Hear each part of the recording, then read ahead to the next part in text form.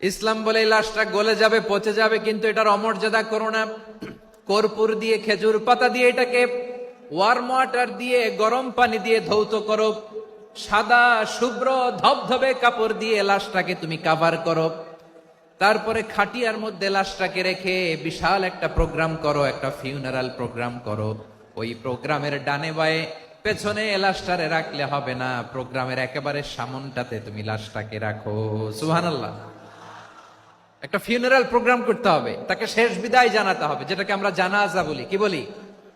জানাজা মানে মাইয়েতের জন্য দোয়া, তার জন্য দোয়া করা হয়, তাকে একটা সিস্টেমেটিক অর্ডারে কবরে রাখা হয়, সুন্দরভাবে সেটাকে কবরস্থ করা হয়, মাটি দেয়া হয়, পানি দেয়া হয়। তার মানে মরে গেলেও মানুষের সম্মান বাড়ায় দিয়েছে কে?